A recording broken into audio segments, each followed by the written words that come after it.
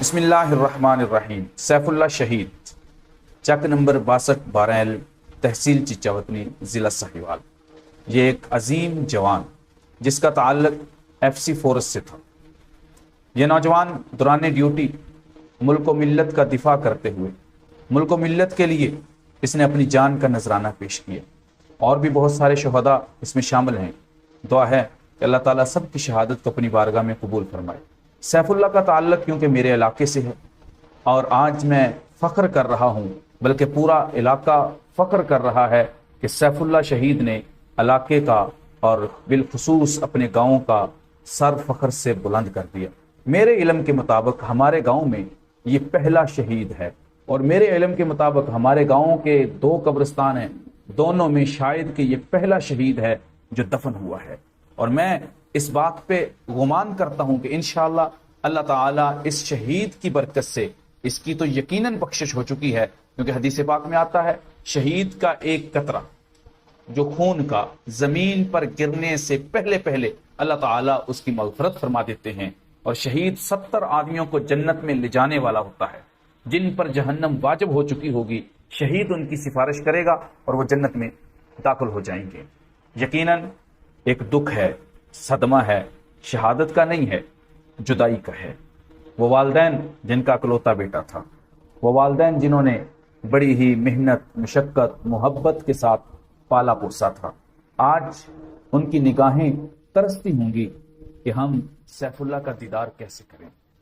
وہ اس کی بیٹی اور اس کا بیٹا جو کبھی انتظار کیا کرتے تھے کہ ہمارے بابا آئیں گے، کب چھٹی ملے گی، کبھی ان سے فون پر رابطہ کرتے، وہ سارے کے سارے آج جو ہیں وہ ان ساری چیزوں سے محروم ہو چکے ہیں۔ یقیناً اس بات کا دکھ ہے۔ اللہ تعالیٰ لاحقین کو صبر جمیل اور اس پر اجر عظیم عطا فرمائے۔ لیکن ایک خوشی یہ ہے کہ سیف اللہ شہید کی موت کوئی عام موت نہیں ہے، یہ وہ موت ہے جس کو اللہ کے نبی صلی اللہ علیہ وسلم نے 7 مرتبہ ایک ہی دعا میں اللہ سے مانگا کہ میں اللہ کے راستے میں شہید کر دیا جاؤں، پھر زندہ کیا جاؤں، پھر شہید کر دیا جاؤں۔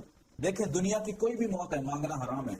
کوئی یہ نہیں کہہ سکتا یا اللہ مجھے اٹھا لے، مجھے زندگی اچھی نہیں لگتی، لیکن شہادت کی موت وہ موت ہے جس کے بارے میں اللہ کے نبی صلی اللہ علیہ وسلم نے خود مانگ کر عمل کر کے بتایا کہ یہ شہادت کی موت جو ہے یہ مانگنا بھی جائز ہے۔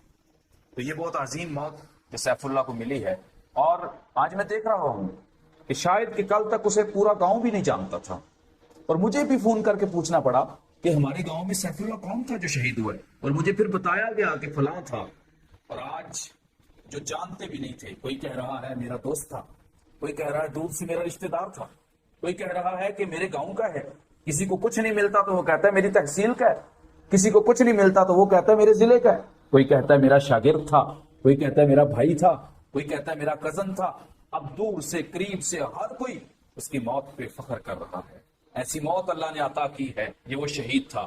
اور آج میں بھی فخر کر رہا ہوں کہ میرے گاؤں کو یہ سعادت حاصل ہے کہ اس میں ایک شہید دفن ہے، اور وہ شہید ہے جس کی لاش، جس کی قربانی، جس کی شہادت ایک پیغام دے رہی ہے کہ اے سیاستدانوں اور سیاستدانوں کے پیچھے آگے دوڑنے والوں، تم کبھی کہتے ہو فوج مداخلت کرتی ہے سیاست میں، فوج نے ملک تباہ کر دیا، فوج نے کیا کر دیا، یہ کر دیا، وہ کر دیا۔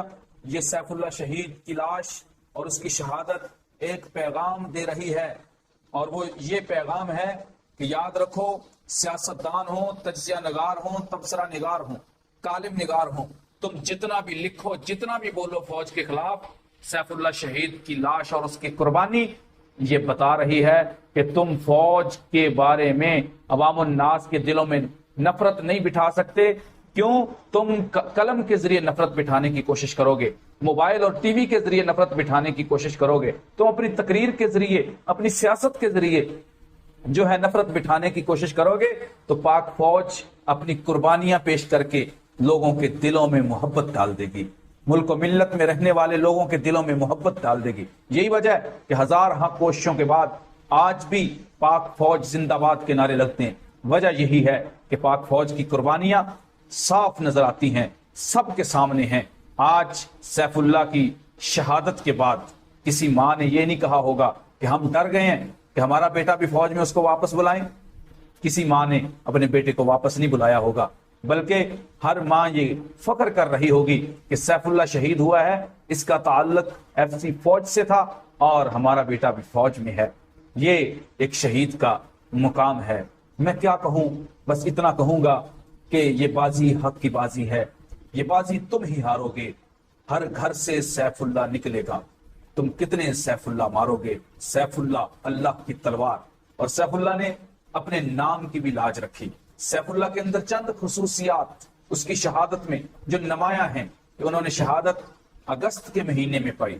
اگست کا مہینہ ملک کو حاصل کرنے کے لیے قربانیاں دی جانے والا مہینہ تھا، اور اسی مہینے میں قربانیوں کا نتیجہ کہ ہمیں ملک پاکستان ملا، اور سیف اللہ شہید نے اسی ملک پاکستان کی حفاظت کے لیے اسی اگست کے مہینے میں اپنی قربانی دی ہے۔ اور پھر محرم کا مہینہ جو اسلام کی بقا کا مہینہ، جس مہینے میں امام علی مقام سیدنا حسین ابن علی اور اس کا جو قافلہ تھا اس نے اپنی جانوں کا نذرانہ پیش کیا اور اسلام کی بقا کی جنگ لڑی، کلمے اور قرآن کی بقا کی جنگ لڑی، اور سیف اللہ شہید نے بھی اسلام کی بقا کے لیے اسی مہینے میں جو ہے وہ اپنی شہادت پیش کی ہے۔ اللہ تعالیٰ سے دعا ہے کہ سب شہداء کو اللہ تعالیٰ اعلیٰ درجہ عطا فرمائے، ان کے درجات بلند فرمائے، اور بالخصوص ہمارے بھائی، ہمارے دوست سیف اللہ شہید، اللہ تعالیٰ ان کے درجات بلند فرمائے، ان کی شہادت کو قبول فرمائے، اور ان کی شہادت کی برکت سے اللہ تعالیٰ ہمارے اندر بھی ذوق شہادت عطا فرمائے۔ سیف اللہ شہید زندہ باد، پاک فوج زندہ باد، پاکستان پائندہ باد۔